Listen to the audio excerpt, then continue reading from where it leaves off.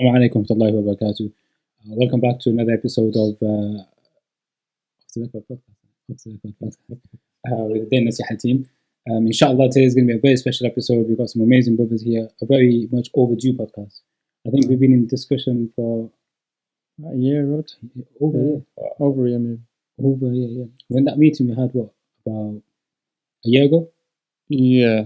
Almost a year, I think. And since then, due to COVID, etc., we've been back and forth with the brothers from the MyTazkiyah team. Inshallah, they're going to speak a lot more about what the MyTazkiyah project is about. And we're going to delve into the much needed discussion on pornography.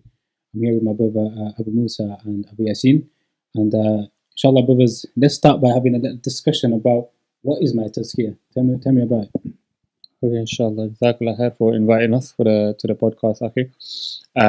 So basically, MyTazkiyah is a program for Muslims struggling with pornography and sex addiction or other unwanted sexual behaviors, and we basically just help Muslims in that regard, from recovery and so on. Okay, alhamdulillah. How long have you guys been active? So we've been active since 2018. The platform came about in, say, 2017-18. But personally, I've been involved in addiction recovery work since 2010, you could say.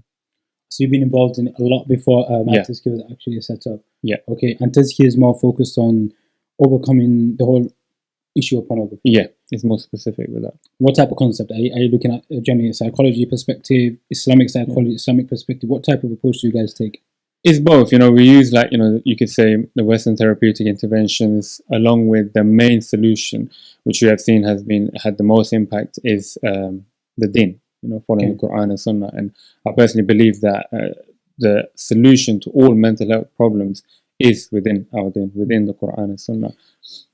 I mean, they complement each other, right? Yeah, the whole concept of if you take a basic concept of cognitive disruption, for example, it's something which is complements the Deen. Yeah. The whole idea of having the ability to think rational, having the ability to think correctly, healthy, being optimistic. This is the Quran, right? Yeah. The Quran is the Quran itself continuously speaks about mental resilience, challenging your thoughts, tadabbur, reflection, delving out of your own anxieties, of your own emotions and stuff. So yeah, I mean, I like the approach of a combined approach, because look, inshallah we'll go more into the whole idea of why pornography, why focus on this. But we all know it's haram. I don't think anyone can argue that. Yeah, pornography is okay. Nobody's going to argue that. But I don't think we actually understand the seriousness of it. That's the concern. Yeah. No, 100%. Like recently, we had a story of a wife contacted another brother, and she said that her husband has to watch this material for 30 minutes in order to be able to get intimate with her, right? And these stories are all too common with us at MyTazkiyah. We get a lot of wives contacting us. Another story where the sister mentioned that her husband has to watch this material while being intimate with her, and these are the problems here, right? And because what happens is, imagine you're watching, or an individual is watching pornography since the ages of 10, 11, 12, and now they're 20, 25. They've been watching it for decades. Yeah, and what's happened is they've, become bonded to the pornography, to these pixels. But that's not the way it's supposed to be. And that's where marriage is basically the part where a human, is supposed to get bonded with his spouse in this way. Right? And Allah subhanahu wa ta'ala has created these parts of our brain in order for us to be able to procreate and so on, and to be intimate with our spouses, because every time an individual is intimate with their spouse, that bond grows. So what's happening with brothers or sisters who are addicted to pornography, that's basically reversed. They've become bonded to the pornography. So it's hard for them to transition now from the pornography to the spouse. And this is where the problems occur. They start having problems in intimacy, because their brain is looking for that dopamine kick that they were seeing on their their phones or their computers and so on. So there's these problems of intimacy, and beyond that, we'll touch more on that inshallah. But the problems, yes, you'll have intimacy problems, but more than that are the emotional issues that you will have, because when a person has found this drug, this form of escapism at a young age, which gives them this very abnormal release of dopamine. And then what happens is, imagine like someone who's young, they've come across pornography, and it's dealing with a very powerful human emotion, and now they watch this and it's giving them a sense of high, a feeling of high, because there's very abnormal dopamine release. So then what happens? They keep on seeing this. Maybe it starts off quite innocently, every other week, and then it becomes a habit. And they see that I have this go-to thing that I can get this, high. So then when they are stressed, when they are anxious, when they're feeling low, where do you think the brain is going to direct them towards? The brain, the waswas, all these thoughts of that pornography will come. So then they start going, and that's where the addiction develops. So basically, you're saying the pornography is a form of a coping mechanism for the anxiety. So it's a coping mechanism for an individual who's struggling to deal with life stresses, life problems. So it's not just it's not just for the purpose of desire. Now it's a necessity for the purpose of dealing with your stress. What's interesting about that is I was, fighting the drug. I was talking to you guys about that earlier, and I was reading some of their research. And they said that there's a certain part of the brain, a man's brain, which is purely focused on problem solving. It's a certain part of the brain. And subhanAllah, with the excessive use of pornography due to the dopamine and other things like this, that part of the brain starts to shrink. And obviously, we know the biggest thing of a man is we are biologically created to be problem solvers. That's our nature, right? We are valued based on how we deal with problems. Like the nature of a man, how he's patient. Like Umar bin Khattab, when he talks about the essence of a man, he goes, the foundation of a beautiful quote. It summarizes it so beautiful, so profound. And he goes, the foundation of a man is his intelligence, his intelligence, his honor, and his religion. And the essence of his manhood is his patience. You can't be intelligent. You can't be intelligent, and you can't be a leader if you're not intelligent. And you can't be intelligent if you don't have the ability to solve problems. So what does the leader do? You solve problems, right? You solve problems. So you watching pornography is directly impacting your ability to solve problems. It's affecting that part of your brain. It's affecting your level of intelligence, and then that's going on to affect your leadership. It's a continuous cycle, continuous cycle. And you were saying earlier about like the some of the problems it causes in terms of biologically, dysfunction and things like this.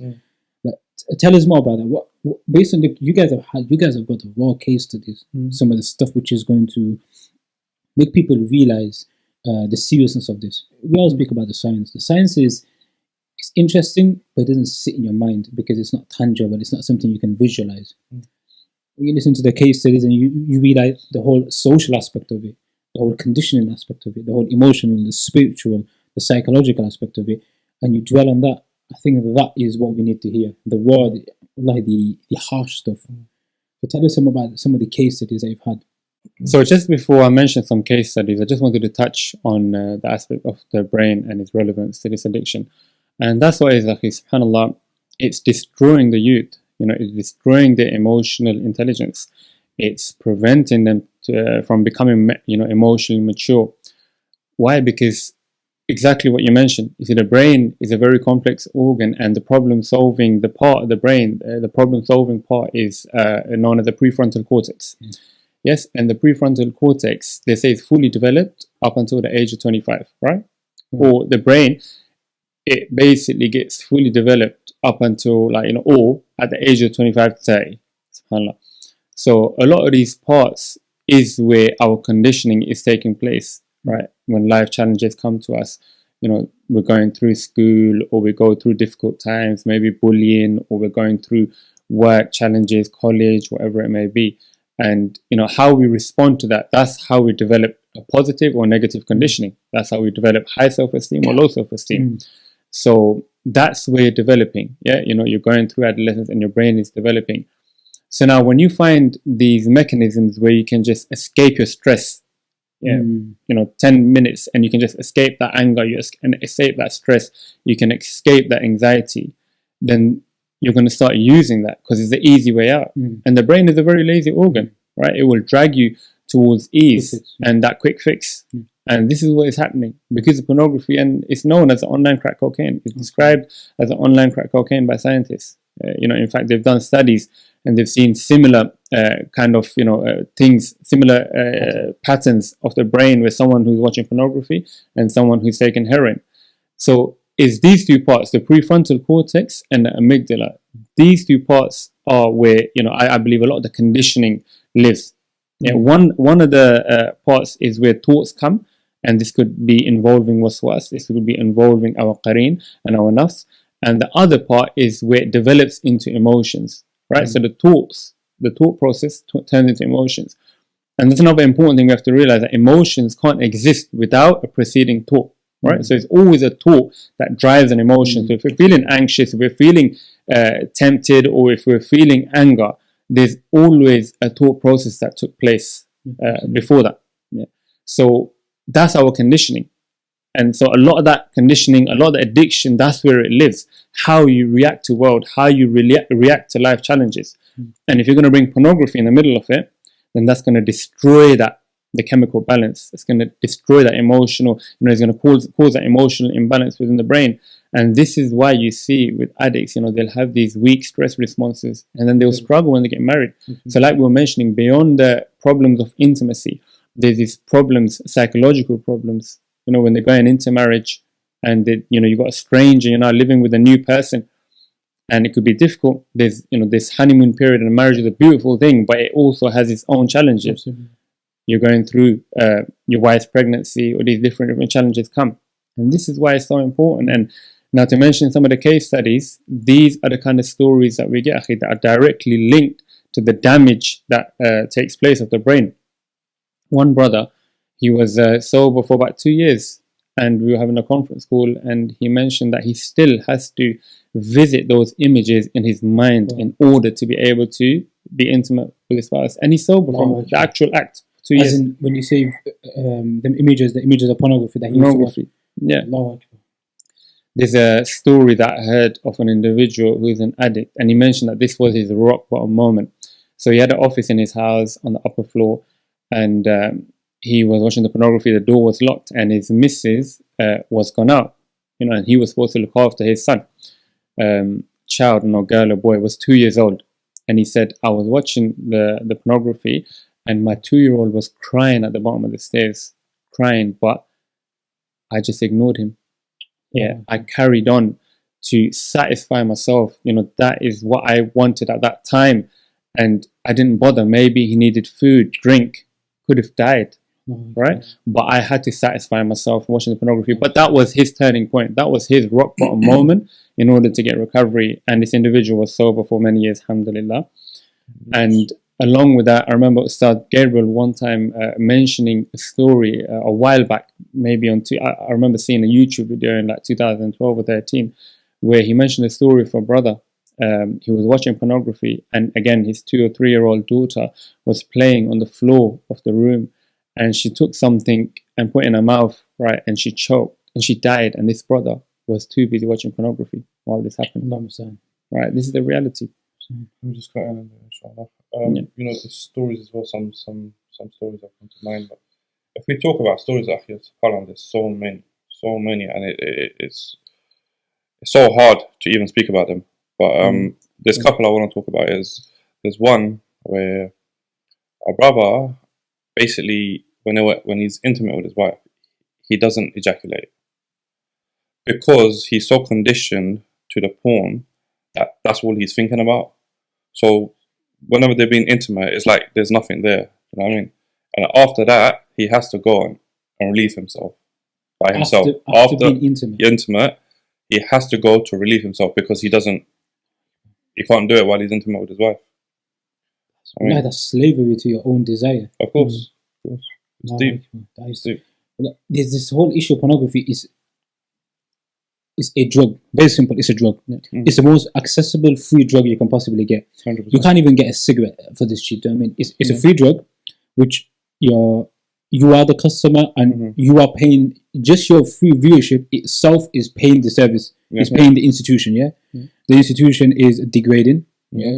It's exploiting. It's part of the conditioning of criminals. 100%. Part of the condition of pedophilia. Part of the conditioning of the rape culture and everything else that goes with it. It's creating absolute monsters in society. It's creating males who can't be men. Well, you can't be men. As a man, you're struggling to be a man purely because of the fact that you've taken your greatest gift. SubhanAllah, sorry. Just to cut you there, you know what you just mentioned right now? There is a brother we have, right, who says that it's kind of sickening, to be honest. When he was younger, bro, he was raped by his uncle, his dad's brother. Right? He was raped on a regular basis. As he grew older, in his mind, he didn't know if he was attracted to men or women. That confusion was going through his head because of the abuse that he went through. You understand? So it traumatizes people. Like, you know, when you're younger, again, it traumatizes you, and then as you grow older, and you know the Western society, how it is. So again, like, he was confused. He didn't know what to do. Like, is he attracted to men? Is he attracted to women? So alhamdulillah, I remember we got Ustad Gabriel to answer this question, and it was on one of the YouTube channels. SubhanAllah, you know, the earlier thing you said, I've been thinking about it, the whole concept of condition of the brain, right? It reminds me of, in one of the institutes not so long ago, I did like a little experiment, where a little survey, about 20 students or so, something like that. It's been a few years now. A handful of students, Talabatul Ilm, students who are reciting the Quran on a daily basis, going to the Mahdah on a night and coming home, and they're known as the platinum of the community, you know, the young students. And I'm talking from the age of 12 to 16, nothing beyond 16. Miskeen in the understanding, And one by one, we did a bit of mentoring. We sat them down and said to them, "Okay, tell me about pornography." First of all, shook. This guy chatting to me about pornography, beard, and he's in, you know, what's going on. And 12 is, for us, we think about 12, we think the babies, baby chickens, man, the baby chickens, man. They don't even develop. Out of that group of people, 100% of the kids said that they've all viewed pornography at one point. And over 90%, just less than 95%, has said they're still actively watching. And I was sat with a 12-year-old kid, and I said to him, "Tell me a little bit what type of pornography you're watching." We're not talking about some nature of natural pornography, even does that even exist, natural pornography. We're talking about incest pornography. We're talking about stepsister and the brother. And wallah al-azim, uqsum billah al-azim, the brother goes to me, I wanted to really tackle his mind. I said to him, "Have you ever glanced at your own sister in a manner where desires come to you?" Wallah al-azim, uqsum billah, he said yes. He's the age of 12. 12. I've heard these stories. Yeah, this is 12 is miskeen. It's a child. Do you know what I'm saying? They're kids, innocent. Yet he has such a conditioning that he's Allahu Akbar. I was shocked. Sorry. There's a website. I don't know if I'm allowed to mention the website or not. You go for it. You know, Islamic Q&A. Yeah. I was just going through it. You know, sometimes when we get questions, like, have to go on and check it out and everything. And subhanAllah, same thing, bro. What you just mentioned. A brother was like, "I'm attracted to my own sister. What do I do?" Because I was watching pornography. I've heard these stories many times, exactly what you're mentioning, because this is what happens is the sexualization, right, of the brain. And that's why imagine you're watching pornography, you're watching naked bodies, right, hours on end on a daily basis. So you're going to start viewing, your brains become this, you know, they say sometimes you may see someone, you know, you're traveling on the train or something, and you may see someone that reminds you of your son or something, you know, say like, "That looks like Musa," because the brain, it recognizes what is known, you know, what it's used to, what's around. So likewise, if you're watching this material every day, say an hour, 2 hours, there is this pornification that's going to take place, and you're going to start to view the world through a sexual filter. And this is what eats people up inside. They say that I'm walking down the street and I see a sister, or a sister may see a brother, and I'm just sexualizing them, I'm objectifying them, and then it comes, you know, like you said, into the home. I've heard these stories time and again. And this is a problem, you know, as you mentioned, the brother, you asked them about pornography and they were like, shook, what's going on? And this is why this problem is growing, you know, because of the stigma attached to it, because it's such a taboo topic, and we are not talking about it. And I admire organizations like yourself, you know, may Allah reward you lot for giving us that platform to speak about this, because a lot of us from within our communities, we rather shy away from it. is easier to ignore. We just brush it under the carpet, and we don't want to deal with these topics, because they're tough to deal with. I admit, for us, it took a long while for us to put ourselves out there, but we were advised by people around us, students of knowledge. They were saying, look, you don't need to. You have this background of addiction recovery. You don't need to get out there, put your face out there, because the youth are struggling. The youth are crying out for help. But the point in that, brother, is, and I get there's a shyness of massages and other people not wanting to talk about this, and people not scared. But sorry, but with the greatest of respect to people who don't want to talk about it, and you guys have settled, you guys have a system in place where you have successes, which I want to talk about, inshallah. You guys are providing the solution, but people are still shy based on haya. Subhanallah, women are sexually abused in our own community, used for the pleasure. Wallahi, women are used. Men are taking their women and making them, forcing them to be intimate with other men, whilst they watch as a form of sexual perversion they have. Your women are being oppressed. These are zalims, man. These are oppressors, where our own sisters are being either. The rape culture is huge, bro. Like, it's huge. So all of this is happening. Underage girls are being sexually abused. All this is happening, and the greatest excuse we're going to use is our community is a bit shy to talk about it. But that is not good enough. It's seriously not good enough. No, because you see this problem, it's like fungus. It only grows in the dark, and it stops growing when you shine light on it, right? And what we've seen is that, because look, we warn our children about drugs. We warn them about alcohol, the danger of gambling. But we don't talk about this topic enough. Yes, you use hikmah, you use wisdom. And we're not saying just go out there and spread this message of pornography, but have that helping hand there, right? Have somewhere where these individuals can go to and, create that awareness and education and talk to your children about it. Because Allah subhanahu wa ta'ala has also, along with intoxicants, gambling, alcohol, has also told us about this fitna. Right? It says, وَلَا تَقْرَبُوا zina. Do not go near zina. And the Prophet ﷺ also mentioned that this is the biggest fitna left behind for man, fitnatul nisa. So talk to your children, right? My son, my daughter. If you see a pop-up, an explicit, look, there's a billion-dollar, multi-billion-dollar industry out there studying the psychology of human beings, trying to catch people when they're young, coming on cartoon websites. SubhanAllah, lately one brother mentioned a cartoon website. One button and it changes to an animated pornography website. They're out there, they're targeting children, right? And they're very proactive. So we can no longer be reactive. We have to be proactive and tell your children about it. Because yes, some brothers have mentioned that if you tell a 12, 13-year-old the word pornography, he may go search it. Like you said, 100% of those, the students, from Islamic organizations, they knew about pornography, right? I get stories, I've been told 6 was the first time, 7, 8, these kind of ages. So by 12, they've probably most definitely experienced this stuff because it's so common, So you tell them, my son, my daughter, if you see an explicit pop-up come up on your screen, what are you going to do? A, are you going to click on it? B, are you going to close that window? C, are you going to come and tell me about it? And we want to drive them towards coming to the parent. Get comfortable, because my son, my daughter, this is a very dangerous world out there. Like drugs, like alcohol, this will destroy you. This will destroy your mind. This will destroy your future marriage.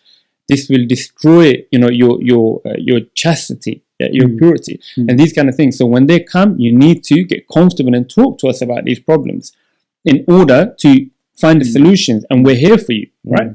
Coming from a place of love and understanding. And before we continue, just to remind everyone who's viewing this, I want everyone, inshallah, I always try to do this when I go do a podcast or talk, is everyone watching, get filters installed into your homes, right? Absolutely. Muslim, non-Muslim, do that today, right? Or I'll give a deadline by tomorrow night, have filters installed in your homes. And one of the ways you can do that is by basically going to internet service provider, going to the online account and blocking all adult content coming into your home, right? So the parent, the mother or father could do this. Secondly, we need to have multi-layer protection, right? So start off with that. Secondly, go and download strong filters. So we normally, there's a few, there's Covenant Eyes, there's Custodia. So we normally recommend Custodia. It's a paid service. probably Is it about like 15, 20 what pounds. is it, like an app or something?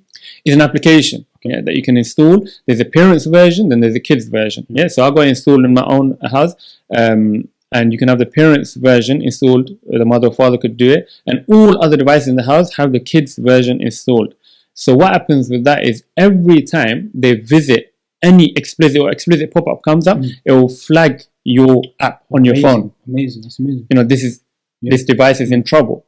And secondly, you can limit the apps they use, you can limit the data they use, you can limit the timing. So basically there's that protection there. And again, remember what Ustad Gabriel done one video, talk to your children about masturbation, and one brother had a big objection to that. He goes, they're going to see it anyway, what's the point? Like, what are we going to do to help them? And we can't have that mindset. We're not saying maybe protection is from Allah subhanahu wa ta'ala, but we need to get proactive and help. We're not saying that, okay, we're going to just filter it, because a lot of addicts, yes, it doesn't work. They'll go, the addict mind will find a way out.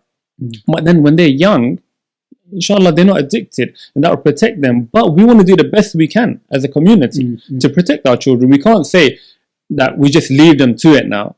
100%. You've got drug dealers in your homes. Exactly. The best way I've seen it explained was a phone to a child is like giving a child a loaded gun. Yeah. You understand? And with them students that we spoke to, every single one had access to a phone, and the same sentence was given to them: "I trust you." Give a kid a gun and you're going to say the same thing. Load it up. You're giving him the world in his palm. He's at an age where they're intrigued about everything and anything. Like you said, they're developing. Why are you going to give him something like this and then expect a good outcome? So you're saying, okay, one thing you're saying for and I'm glad you touched upon this, because we were going to go into this next, was the advice for parents. So you're saying preventative is a solution, right? Not this idea of exploring and all that type of stuff. You're saying prevent the problem from now, restrict them, pull them away from them, protect them. Just to say, you're not going to give a child cocaine and see if it takes you or not. Do you know what I mean? Why? No. Because you think that there's no khair that comes from that. And we can't even argue the point of, they need to learn about intimacy. Okay, if they need to learn about it, teach them about it. But you don't need to give them pornography as a solution. Exactly. Pornography itself is not a solution. It creates a false analogy anyway, right? Because we can all agree they take these aesthetically unhumanistic type of people, which nobody looks like that. Exactly. Nobody looks like that, yeah? And on top of that, they combine these perfected images, which is angled. And brothers are going to be shocked when they get married. Of course. And then that's why they have this, like you're saying, ED, erectile dysfunction, all these other problems that come with it. So you're saying prevent that by having the apps and stuff like this. But what else can be done? What else can be done as a preventative? What you said about basically, having these porn stars and the best of the best, and subhanAllah, this brother actually mentioned again, these stories to me, that there's this inferiority complex that takes place. Now, let alone the females, that a male would be seeing a female, or a male or protect us all. The male may be seeing a female and a female may be seeing a male, but the male looking at the male, he's going to feel this inferiority complex because they're going to have the best of the best. It's probably 2% out of the 100% of the world's population, right? So this is what brothers say. They'll feel less than, with their spouse. They feel like, I can't perform, I'm not manly enough. And in fact, I talked to brothers that had, maybe homosexual tendencies and these kind of things. And one brother mentioned that he goes, because of watching this pornography again and again and comparing myself to the males, I felt like I can't compete. So I might as well go and join that side, basically, subhanAllah. So what I got from that is that's where his desires took him, that I'm seeing, okay, first he was attracted, like, heterosexual to the women, but he's seeing these men and he's feeling the inferiority complex, and that's where his desires now started shifting towards homosexual desires. There's one brother who mentioned that he goes, after watching pornography, he was heterosexual, and after watching it for years and years, his mind's become conditioned to watching gay porn. Yeah, it's a form of it's institutional conditioning. What you watch, is what you normalize. You watch enough.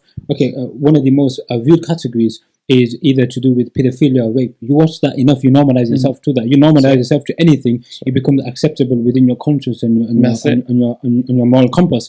So if people are watching this underage type of pornography, for example, and they're watching that enough, and let's be honest, they are watching this because one of the most viewed videos in 2018, I don't want to go into the details of it, 2019 if I'm not mistaken, was an underage girl. I don't want to go into what was happening, but it was the fact that it was an underage girl. This was the most mainstream viewed free video. Yeah, Allahu Akbar. So if they're watching that long enough, you have conditioned yourself into normalizing something which is beyond human comprehension. Doesn't matter faith or not. Every person knows that a child must be protected. Yes, but you have sexualized a child, and then you're combining this whole ideas of rape and everything else that goes with it. But you have done that yourself. There has to be accountability. Brothers at the age of 20, they're still watching it and they're giggling about it. Wallah, I think these conversations happen, and when we talk about this topic, and it's like you are an anomaly if you don't watch it. Yeah, really different. Akis are watching it and then they're sharing it to their brothers. Check this person, check that person out. Like it's a joke now. Let's have a laugh about pornography. You're laughing about something that is disgustingly filthy. Like, I remember I'm in this WhatsApp group and when we started this, I used to share stuff about pornography. Brothers used to laugh, like, make jokes and this and that. I'll try to tell them, look, bro, it's a serious matter. It's not a joke. This is another aspect where even the community, the imams, they don't understand the seriousness of this issue. They might think, okay, it's just they're growing up, it's something normal. We've had brothers say that to us, when we go to the imam says, oh, don't worry about it, you're growing up. Marriage is a solution. Exactly. Do you know what I mean? So that's the one major issues. And even though you said, all right, the imams or the masjid, they might be shy to talk about this. Talk to us, the imams, because we've reached out to these people, we've not gotten a reply, right? If you want, let us teach you, how to deal with this aspect, how to, talk to the youth. Because a lot of youth that have come to us have said that we've gone to the imam. Imam said, go do extra salah, go and make more dua. No doubt, the only solution is Allah. But it's like saying going to the doctors, right? And sorry, what was that? That when you take a tablet and you think it's gonna placebo. Yeah, exactly. One of them ones. So there's deeper problems. Yeah, that's the thing as well. And there's days as well. I want to be straightforward. There's days that I've approached myself, who have been speaking. Like you see them, they put up posts on Facebook and that. And you think they talk about this issue. When you reach out to them, they don't want to know. I mean, because this is the dirty laundry of the community. Who wants to talk about the dirty laundry? There's nothing fancy about this topic. But look, the thing is, put it into context. How many Muslims are doing cocaine and how many Muslims are watching pornography? Why are we all talking about drugs and why are we not talking about pornography? The akhi in the masjid can be in the salah, in the masjid regular. But he can be a person who's struggling with pornography. He can be a student of knowledge. He can be struggling with pornography. So why is it? Take all of it. Take drugs. Take gambling. You take all of them. Nothing in terms of popularity is more popular, and that's killing our people emotionally, psychologically, spiritually, from a cognitive perspective, more than pornography itself. That's without a shadow of a doubt. So you could argue the most pressing social issue in the Muslim community, as it stands, is pornography. It affects marriages. It affects your relationship with Allah. It affects how you see yourself and your own mental health. If you want to talk about mental health, talk about pornography is one of the underlying issues why you're anxious, why you've got a very pessimistic mindset. You want to talk about atheism, talk about pornography. Hamza spoke about this. Hamza from Sapiens, he spoke about this. He mentioned this. He compared the two in terms of they've spoken to brothers. I'm sure it was Hamza. They've spoken to brothers who left Islam, and the underlying issue in relation to pornography. I've directly spoken from some of the brothers when they speak from our team, when they go meet these brothers, they've told you this, that the excessive use of pornography. So it's affecting in all these ways, and we can see the pornography is a gateway. It's a huge gateway. It's neglected. We've had in our community, one conversation on this issue. One. In as far as I don't know you brothers, I don't know if you ever heard any other one conversation a couple of years ago before we contacted you brothers. That was the first conversation. Today is going to be the second conversation in this community about pornography.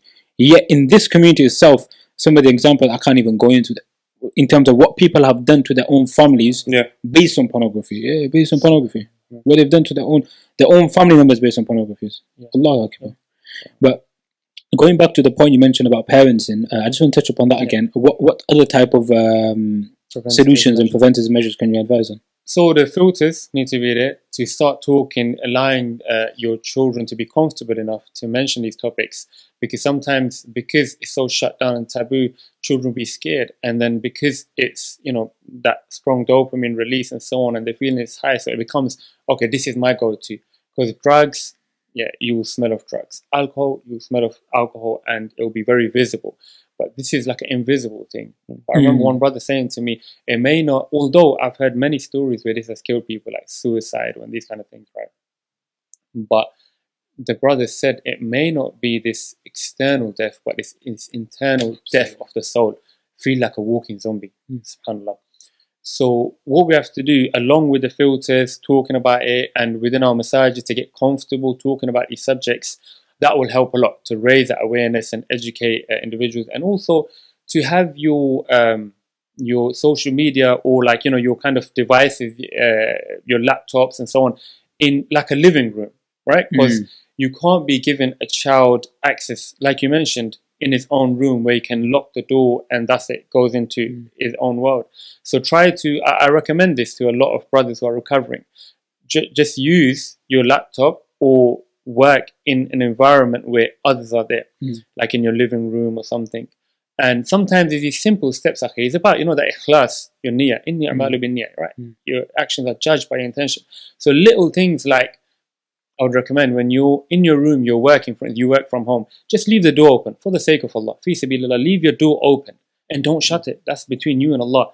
Allah, I open this door because I don't want to go towards this haram. And just that action will keep them away from it because Allah is protecting them. Now they've started their effort towards Allah subhanahu wa ta'ala. One brother said that he was in his work meeting, or a story I had, he was in his work meeting and there was, his colleague who was dressed up very provocatively. And he just moved his chair a bit away from her. And he goes, the lust feeling went away. Right? Likewise, so there's something called like the acting out environment, your drug environment. If you're in they call it trap house, where drugs are being sold, crack cocaine, you're going to fall short and you're going to end up slipping. If you're in an environment where all your boys are smoking weed, no matter how much you're trying to practice Islam and leave, you're going to slip up. Right? The environment, you're a product of your environment. Even the Prophet ﷺ mentioned the hadith. You're a product of your environment. So likewise, there are things like this in our homes, that porn environment. So imagine, again, someone been watching pornography in their room for years, decades. That's their porn environment. So their brain will struggle to stay sober if they're in their room alone. That's that scenario that the brain recognizes. So what I say is, when you're tempted, immediately have this, fire drill response. Or what do we call it? One of our worksheets. I forgot. It's like urge coping mechanisms and so on, right? Or the urge. No, the urge the moment, and then the other one. There's another one. Anyway, it's like a fire drill. Get out of your porn. That's the first thing. Get out of your porn environment. Get out. Go to the masjid. Go meet a brother. Go to the gym. Use these dopamine substitution. Do this dopamine substitution, sexual transmutation, right? Redirect that energy. So go get out of your porn environment. That's the first thing. And some brothers, mashallah, dedicated and they're serious about their recovery, because that's another thing. See, a lot of people come to us, alhamdulillah, Allah knows everyone's intention and sincerity, but a lot of brothers getting sober for years are married and they're recovering very well.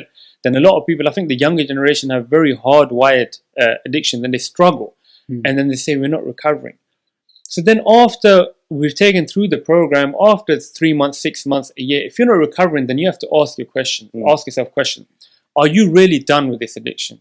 Are you done with lust?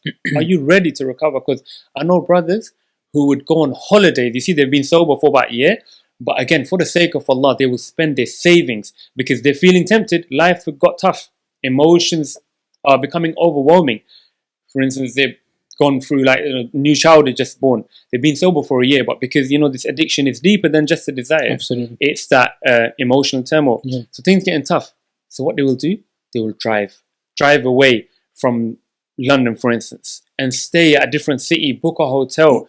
These are the kind of stories. This is the kind of dedication some brothers will have, because sometimes you have to take those drastic measures and allow that dopamine substitution. Like one brother would go away from London, stay in a different city until he was more settled until his mind was clear, and then come back to his home. Okay, alhamdulillah, by the will of Allah, I survived that temptation. Some individuals who spend their savings on holidays and things are getting tough. You need to leave your porn environment. One story, one brother will mention that he will travel in the night, go on London night buses in the night time till the morning, pray Fajr somewhere and come home, because he knows that's my home environment. At home, I need to be away from there. If I'm away from there, it's going to be much easier for me to overcome this with the help of Allah subhanahu wa ta'ala. The amount of stress you're mentioning there and the mechanism that people have to go through, and in response, parents are saying, well, I trust my 12-year-old kid. Like, prevent all of this for your children. Prevent it now. The age of development. You're talking about people who can't literally sleep in their own bed, in their own safe haven, because of the desire and the excessive need of that desire and what they're drowning in. You can prevent this. You can prevent it. Just be actively involved in. And the biggest way that people do it is what? If you don't have a phone and you don't have access to if you don't have access to a phone whenever you want and access to a laptop whenever you want, even if you want pornography, how are you going to do it? Exactly. How are you going to do it? And even more than laptop, phone's the biggest thing. Like, if there's accountability and restrictions upon your phone, I was the app that you mentioned. We had an event with some youth, and we had part of it. We had a discussion, and I seen a young brother who was just playing a game, and I think it's the same app you mentioned, or it's similar, connected to iCloud. When I looked at his phone, all the apps were dark. I go, what's going on? And he goes, basically, all these apps, after a certain time, they get locked off automatically. And as soon as I click on the app, it sends an access code to my dad on his phone. And he has to give access. And on top of that, anything explicit I go on, he gets to pop up. But on top of that, he can see every single thing that I've been on, every message I've sent and everything. And this is a 14-year-old kid. I'm thinking, that's amazing. That is absolutely amazing. When I saw that, I'm like, that's a preventative solution. So another solution, obviously, MyTazkiyah, you guys are a solution. We searched up and down in the UK in terms of organizations before we came against Ustad Yusuf. I met Ustad Yusuf at Iman Channel, and he told us about the work you were doing, and it was a relief for us because we were stressed. Like, there was a lot going on, a lot of brothers, a lot of sisters are reaching out to us, which is probably another thing we need to touch on about this problem. And we didn't know the solution ourselves. We had no idea. And when I came across you guys and seeing the work you did, and I was like, alhamdulillah. But what makes you guys successful? What is MyTazkiyah? What is behind you guys? The system that you guys have in place? Could you mention, if I'm not mistaken, like a 12-step program? Yeah, it's like eight stage. Can you maybe touch upon that a little bit? Yeah, inshallah. So, look, what is one brother? He mentioned that he's been doing recovery work for 10 years, and so on. But he goes, what he found different about our program is aspect of being cured only by Allah subhanahu wa ta'ala. So the deen aspect. And this is where it is, right? Like, one of the stages is about surrender, not willpower, right? You stop using your willpower and you surrender instead. And like the story of Yusuf alayhi salam, again, that's a story that we can follow, a solution. Allah subhanahu wa ta'ala told us this story. How did he protect himself from the lust? When Zuleika prepared the house and herself for him, he turned to Allah subhanahu wa ta'ala. He said, oh Allah, protect me. And then so he turned towards Allah subhanahu wa ta'ala, and then he also took the action of running to the door, and the locked doors were opened for him from Allah subhanahu wa ta'ala. Allah opened locked doors. The king opened the door for him. So surrendering and relying upon Allah subhanahu wa ta'ala. He is a shafi and he is a curer. So this is one aspect that we really pay heavy emphasis on, and this is the main solution. Along with that, we have different methods. We use, for instance, we emphasize on the daily routine. We use exercises similar to cognitive behavioral therapy, neuralistic programming to help rewire the brain, meditation, and so on. So, first of all, if anyone's watching and they need help, what I would say is you need to break isolation. You need to reach out. Because again, a lot of people say that this aspect of exposing sins, can I expose this sin? I should hide it and so on. But then look at all the stories we've just talked about. Let's put things into perspective. A brother has to watch this 30 minutes in order to get intimate with his spouse. Another brother has to watch it while he is being intimate with his spouse. Children being neglected. A child dying because his father's too busy with this. These endless stories of youth. I've heard where one brother mentioned that he started smoking cigarettes because of this fitting. And then other brothers, like it's basically a gateway towards that evil. So it's causing similar problems to hard drug addiction, like heroin, crack. So likewise, you see, that's why in our community, Muslim community, it will be easier for a drug addict to get help than to someone to get help with this, right? SubhanAllah. So we need to open those doors, and you need to come out like a drug addict needs to go to rehabilitation. Likewise, MyTazkiyah is one of several platforms. So any recovery platform, ideally kind of Muslim based, is like a virtual rehabilitation center where you have to go. You have to reach out and you have to connect. Because the way I describe it is problem.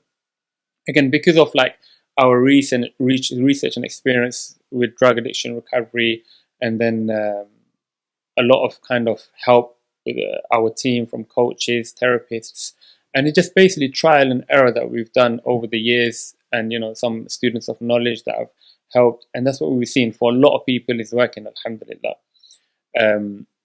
So I describe it like an iceberg. The iceberg. Iceberg, sorry? The addiction like an iceberg. Okay, just to simplify. Okay. Imagine an iceberg. You see the small part on top of the water. But the much larger part of the iceberg is hiding beneath the waters. So that small part on top of the water, you could say, could be the porn addiction, the masturbation, drugs, alcohol, weed, whatever it may be. But that's not so much the problem. That's the acting in. The problem is, that's the acting out. The problem is the acting is in. What are the underlying causes and conditions that are driving the addiction? This is what we've been studying. So those underlying causes and conditions, there's two main things that we've seen. One is underlying mental health conditions, and second one is a person's relationship with Allah subhanahu wa ta'ala. It's something lacking, a distortion there. So the mental health conditions could be depression, anxiety, trauma, the conditioning, negative behavioral patterns, thinking patterns, all these things that we try to work on. And the second thing is the relationship with Allah subhanahu wa ta'ala. Some people are filled with fear and anxiety, and sometimes it's like a misplaced emphasis on fear. They don't have that deep connection with Allah subhanahu wa ta'ala. And there's a famous scholar that mentioned that Muslim is like a bird. The head of the bird is the love of Allah subhanahu wa ta'ala. One wing is fear of Allah, and one wing is the hope of Allah. So all of this must be in line in order for the bird to fly, right? And if any one of them is missing, it won't fly properly. So what we've seen is a pattern where that wing of fear is flying too high, where individuals are filled with fear. They're filled with self-hate. In fact, yesterday on one of the groups, I shared something about self-love, and the brother said, how can I love myself when I've done A, B, and C? I'm saying you are not A, B, and C, right? You did A, B, and C, right? We are not the bad things we've done. We may have done bad things, but we are not the bad things we have done. We are good people. We are striving to get closer to Allah subhanahu wa ta'ala. And if Allah subhanahu wa ta'ala can love us more than our mothers, then how can we not love ourselves? So you see, Akhi, you're from this background of therapy. You will notice that a lot of therapy, counseling work, coaching, life coaching, it's all about healing, helping the person heal and make peace with themselves, right? To dissolve that inner turmoil, that inner conflict. And that comes when you are connected to Allah subhanahu wa ta'ala. So these are the two problems. So I would encourage reaching out. That's actually one of our first stages, reach out.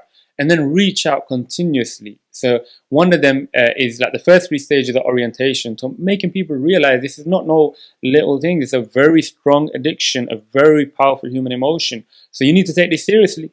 Sobriety is priority. So one of them is fix your daily routine. For anyone, even addict, non-addict, we all need to have a look at our daily routine. Absolutely. Right? What are we doing? Again, you'd see this, not all addicts, but you'll see a common theme where addicts have messed up sleeping patterns. They'll wake up late into the night, wake up late in the morning. So first of all, look at the sleep hygiene. One of our coaches says the first thing you want a person to sort out is the sleep hygiene. Absolutely. If you're waking up late till the night, you're going to wake up late in the morning. If you're waking up late in the morning, you're not going to go to sleep on time. It's a vicious cycle. And then what happens? We're recommended. The Prophet told us, sallallahu alaihi wasallam, to sleep after Isha.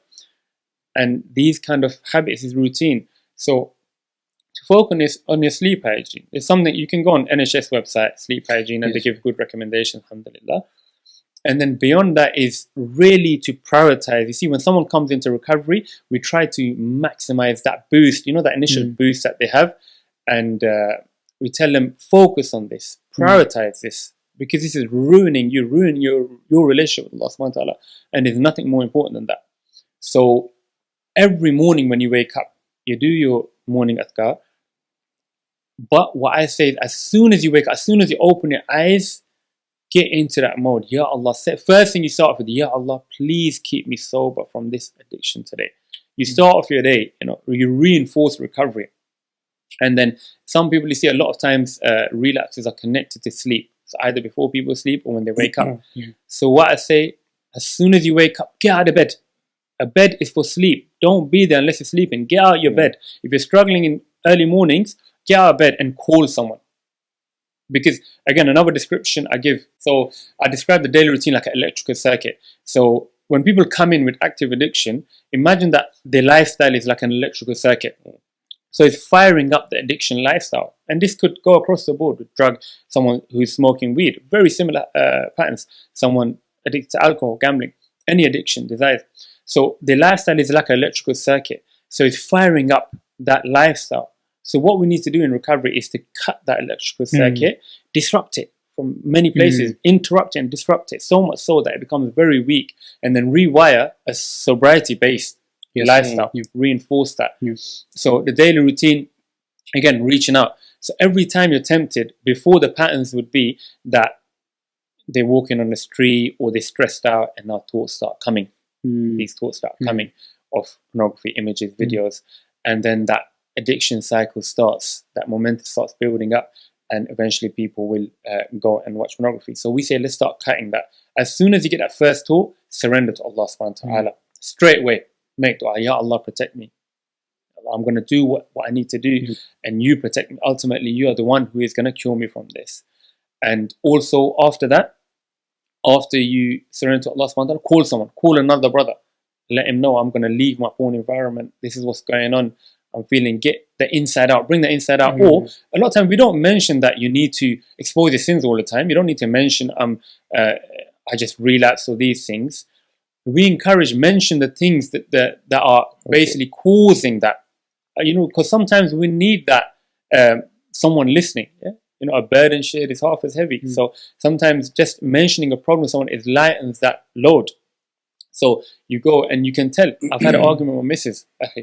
Inshallah, I just wanted to check that in. Maybe you can meet the brother, these kind of things, and you're interrupting those acting in patterns. So we say at least 2 calls per day. When you start off, call 2 brothers on a daily basis. And then other things like, again, coming back to the morning, doing a gratitude list. We're told to be grateful in the Quran. So start off, as soon as you wake up, you do your adhkar and so on, and just be grateful for the simple things in life. This will make you more peaceful and happier, and start off the day on a positive note.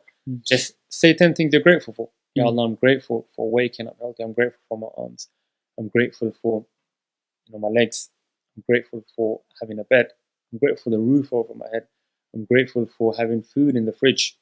I'm grateful for my work.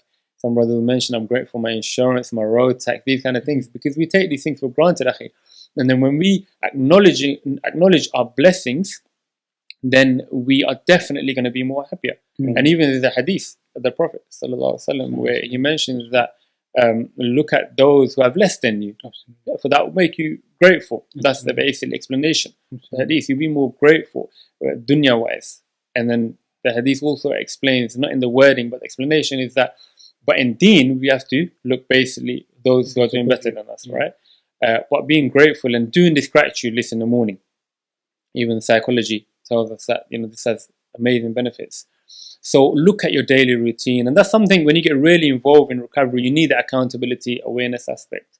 And then going on to the real solution, like I was talking, the stages where we focus on aspects, core aspects of our deen, the pinnacle of our deen, tawheed, relying on Allah subhanahu wa ta'ala alone. Husn al-dhan, thinking good of Allah subhanahu wa ta'ala. Tawakkul in Allah subhanahu wa ta'ala. Because you see, again, I mentioned that a lot of causes are fears of the world, fears of financial fears and these kind of things. These are the things that cause us Absolutely. stress in our day-to-day life. What are we stressed about? Finances. We're stressed about maybe losing our spouse, something happened to our children. I won't pass my course. I won't, I'll get sacked from work. Fears. We believe that fear is the root cause of addiction. And you see, if you are in a state of fear, continuous state of fear, not in a state where obviously if you're in front of a car, you're going to get run down, you're going to feel fear. That's natural fear. Someone's got a gun to your head, that's natural fear. But this continuous, constant fear, there is definitely something going on an emotional level, and you need therapy work there. But it's also something going on between your relationship with Allah subhanahu wa ta'ala. You're lacking in your tawakkul in Allah subhanahu wa ta'ala. One scholar mentioned that he goes, fear could be a form of shirk, because you're giving something that only belongs to Allah subhanahu wa ta'ala. Only Allah subhanahu wa ta'ala is worthy of being feared. So when you give this thing that belongs to Allah to the creation, that could be a form of shirk. SubhanAllah. So immediately when you feel these things, you reinforce tawakkul in Allah. Allah's got me. Allah's taking care of me. And these kind of things, a lot of people mention. One brother mentioned that he stayed sober a year. And again, he came from a very kind of violent gang lifestyle. And so there was trauma there. He was always on the edge, driving his car, road rage and all these things, too much thinking. But he said, when I said sober, when he came to Islam, he was sober for a year because he had that tawakkul in Allah, you know, like a new Muslim feel where you have that, you have that realization. And he would say things like, felt fearless and connected to Allah. Although he could have been in dangerous situations, but connected to Allah subhanahu wa ta'ala. And that tawakkul was there. And that trust was there. So we try to kind of reignite that flame of connecting with Allah on a deeper level. And and then after that, it's things like looking at the cognitive patterns, issues there, the underlying causes and conditions, the things similar to CBT and NLP. So like we'll have worksheets, for instance. If I were to give you an example, I use a lot of this stuff myself because, you know, I'm very passionate about this stuff. So an example I could give you is, it's an old example now, but I use it a lot, where to explain how we use that, the worksheet, for instance, one day I bought a Costa coffee and I dropped it all over my bed. And immediately there was like a lot of anger within me. There was a bit of rage. So I can use this worksheet. What's happened? Why am I feeling angry? But write down. You see in cognitive behavioral therapy, what happened? The coffee fell on the bed, right? What is it evoking? It's basically, I feel anger, rage, and anything else going with that. Look at the negative emotions, feelings, thinking patterns. And then when I was able to I did it in my mind. If you do it over and over again, it becomes second nature. Absolutely. So I realized that morning, what also happened, I argued with my wife. So that morning I realized she was being a bit mean to me, getting the kids ready and everything. So I might have bottled up the anger within me, and it came out after I dropped the coffee. The simple things, but when you slow down the process, it's deep. You realize how to kind of navigate through these emotions. Like we'll feel paralyzed. Sometimes we'll be paralyzed with anger, fear, these strong emotions, and if we don't deal with them, it could be a nasty ending. So I realized, okay, I'm not just this crazy person, something has happened. Then I was going for Maghrib, I believe, and I was able to quickly think of what's the negative emotions, feelings surfacing. So I saw the anger's there, resentment against myself. I dropped the coffee, and also things like perfectionism. Why did I do that? I remember I put it on a towel rail. Right? Why did I put it on a towel rail? Like, be wise, don't drop it. So that, the negative self-esteem coming out. And then I was able to replace that. Anger, forgiveness, or resentment, replace it with forgiveness. Perfectionism, let go. I mean, we live in a perfectly imperfect world. Let go of perfectionism, because this is causing an issue right now. And immediately I was able to change my emotions. And alhamdulillah, I came out of Maghrib, and that anger was gone from the chest. I went home and I apologized to my wife, and that was the end of it. But if I didn't do that process, not everyone needs it. Maybe not everyone needs it, but it's very helpful. But if I didn't do that, maybe I would have come home, continue to argue with my wife, and little things like these sometimes could lead to divorce. Yeah, so Absolutely. this is what we use for addicts. Slow down that process. Find out. Do this self-discovery work, because you need to do this for yourself and find out what's going on in your conditioning. Why are you always so stressed out? Why are you always so anxious? Why are you always so angry? And slow that down, and inshallah you can find now replacement mechanisms, urge coping mechanisms, and these things. And then another stage is meditation, and then there's the final stage. So the meditation, again, when we mention the word meditation, a lot of people get a bit scared. Yeah? So like when we talk about meditation, we're not talking about becoming a Shaolin monk or going to a Buddhist temple and meditating 10,000 hours or something. No, we're talking about being present in the now. Because a lot of us human beings, we suffer from like racing thoughts, and overthinking, and a lot of these is waswas, the qareen. Again, the Prophet ﷺ has told us every one of us has been assigned a qareen. So a lot of these thoughts, they're coming, they're not even you. You see, a lot of people mention, I'm having these abhorrent thoughts, like you mentioned, sexualizing people, family, subhanAllah. So what I say is, this is not you. You are not your addiction. You are not your thoughts. Recognize the entities out there that are there to destroy you. Right? We have our nafs, the shaitan, qareen, and these kind of things. And when people become aware of the qareen, again, they're really able to bring in that self-love. I'm not this person thinking all these crazy thoughts. Separate yourself. Don't merge with an addict. So that's a beginning of meditation, and learn to live in the present moment. Yeah, and there's different ways we explain where you can enter the now through sense perceptions, smelling, becoming more aware of the senses. So like the grounding techniques and stuff. Yeah, basically grounding techniques, smelling, touching, seeing, hearing. There's that mechanism as well that you can use.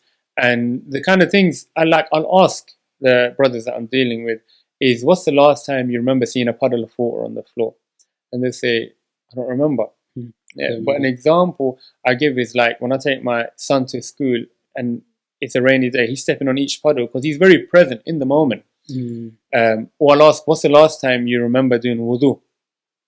And the water going down the sink while you're doing wudu. Do you remember that? No, I don't remember that. Why? Because I was thinking of work. I was thinking of studies. I was thinking of this. True. That's so true. To be honest, even me, I don't think, I did wudu at your lot's house. I don't remember that because we're always in our mind. But when you are present, you start to be more peaceful and more content and in the moment. So these are the kind of things that we recommend, go out, get in touch with your local park again. Because as children, we're very connected to our park, get in touch with nature, seeing, hearing, these kind of different senses, to try to be in the present moment and to not judge the thoughts. See, one of the very kind of powerful way to get in the present moment, if you're being bothered by unwanted thoughts and certain thoughts, right, that may be, with you for years, decades, how you can get rid of those thoughts is by not judging them. Yeah. When you stop judging the thought, they lose their power over you. So imagine the thoughts are coming. It could be trauma. It could be something that you've done, a sin that you commit. Yes, you make tawbah and these things, and inshallah, that's the end of it. And with the thought, you don't judge it. You treat it like a dog walking past you. Imagine you're on a park bench and a dog comes. It's just an automatic thought. So let it go. Yeah, you're on autopilot. So the dog comes and it goes. But if you pay attention to that dog, if you look at it in the eye, it's going to come to you. It's going to smell you, might try to jump on you. But if you don't give it attention, it'll go by. Right. SubhanAllah. What I find really interesting about what you've just said there, you've taken, MyTazkiyah has taken the psychology and then the that which fits perfectly in the framework of Islam, combined and created this very platinum, very holistic, very complementary system that complements our deen. Because what you've done is you've done tazkiyah to nafs, and then but you've also done the academic side to it, where you're creating mental filters, you're challenging your psychology, you're teaching people life skills. Do you understand? Every human being, irrespective of addiction or not, every person should have mental filters to challenge any thought, any single thought that comes. Can we challenge it? Can we not? Should we challenge it? Should we not? Should we act upon it? Should we not? You're reinstilling all this back into a person, and then with that, inshallah, you're taking them out of the addiction. I find that amazing. Wallahi, I find that very. It's a solution. What you guys have, you guys probably know this, but it's important to mention this again to you guys. You guys have created, inshallah, bi'idhnillah, you've created this solution for the pornography addiction.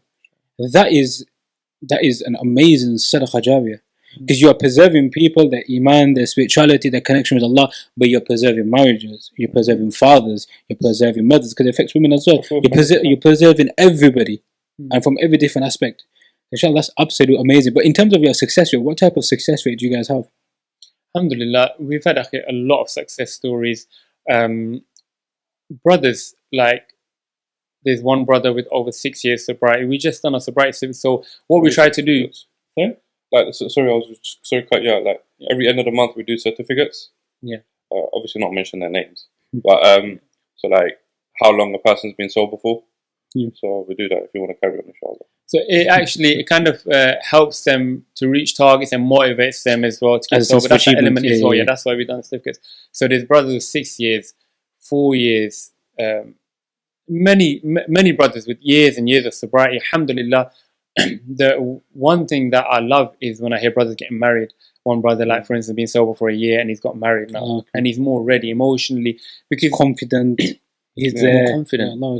Because we try to recommend, we say, be sober for at least 6 months to a year.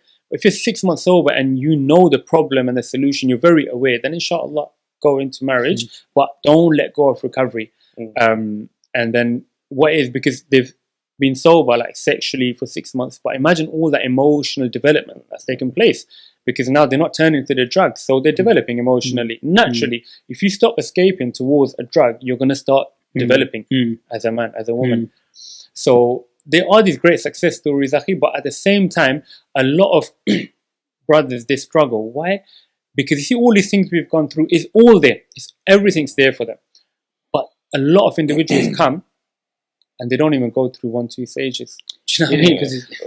That's what I'm saying. You've got to have a very strong commitment towards recovery. Is it serious enough for you? And you can only do that if you know the seriousness of what is happening to you. Yeah. You can only do that if you know how dangerous this problem is. Yeah. SubhanAllah. You can only do that if, as a man, and the reason why I talk about this as a man is because we're men here, and we understand that you will be depleted. You'll be a depleted individual with limitation in your intelligence and in your self-respect, in your honor, in what you could do for your family. You'll be limited in all of this because of one desirable addiction. If you as a man want to be the qawama, the wujula, and everything else that you want to be, and you want to be the best of the best for your family, you have to live out of this. You have to get out of this problem.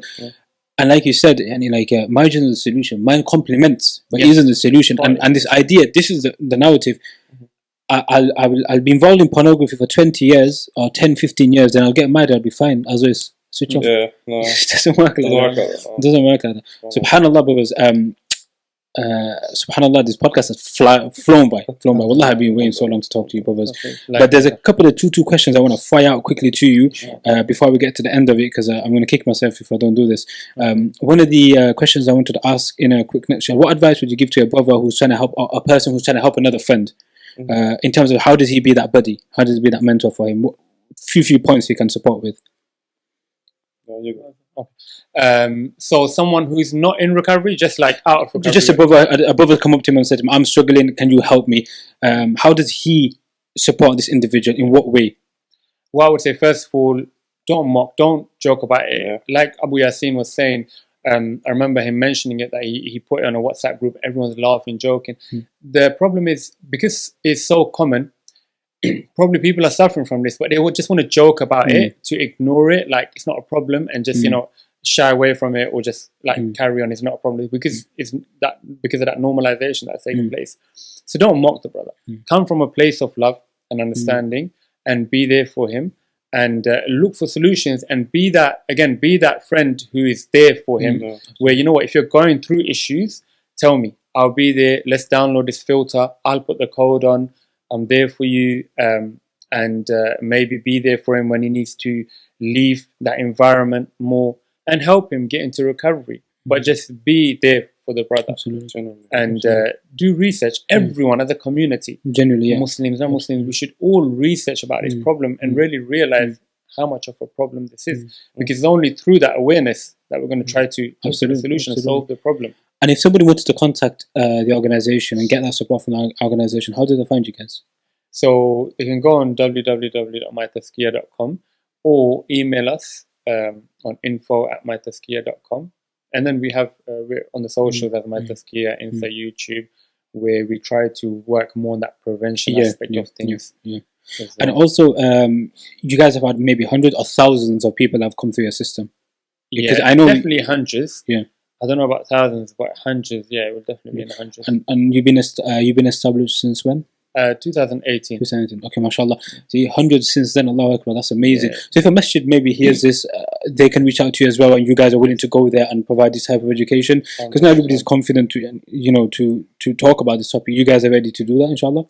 Yeah, inshallah. We went to an organization last week, and that's what the brother was saying. He goes, this should be on a governmental level. Obviously not here, but like what he meant is like every town, there should be organizations like this warning and basically preventing this issue.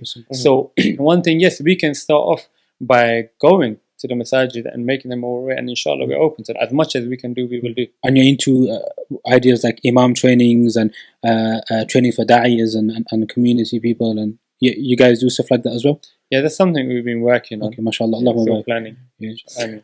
To be honest, brothers, I believe MyTazkiyah should be a global project. Wallah, I believe this because not just because of I like you, brothers. It's not just that. It's not just coming from a biased perspective. May Allah accept you guys, but also because of the perspective. If you actually knew how our community is crumbling to pieces because of this problem, we would not be sat here gently walking on this problem. We'd be running. Running. Preserve a person's iman, free them from the effects of pornography.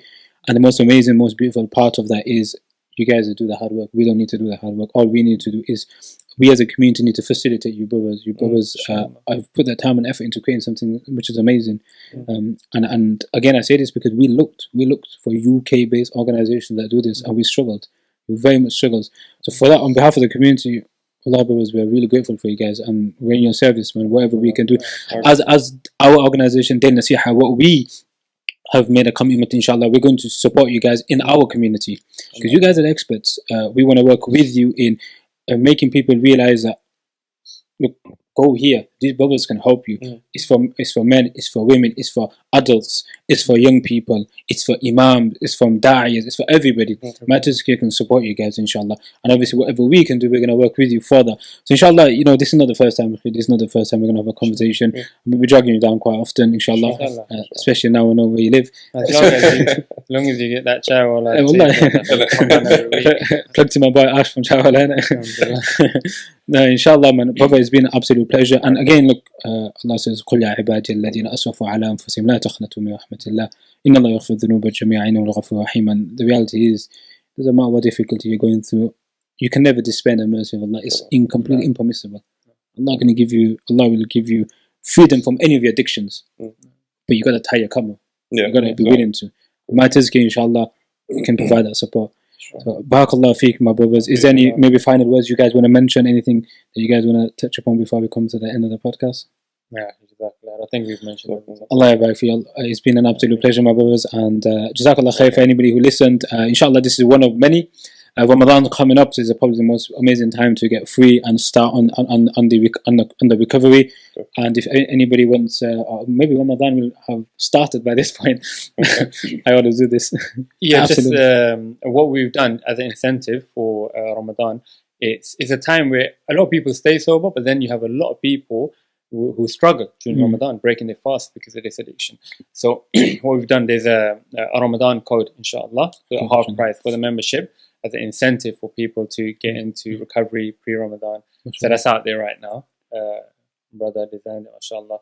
So this, Ramadan 50. You just type it in the subscription. And you get half price on the first month. Amazing. So jazakallah khair to everyone that tuned in. Inshallah, this is going to be the first, I'm looking at the podcast team because I'm hoping they're nodding. This is going to be the first discussion of many on this topic. We're going to break it down more. We're going to speak more about the solution, more case studies, and take it from there. Jazakallah khair. Assalamu alaikum wa rahmatullahi wa barakatuh. Wa alaikum salam.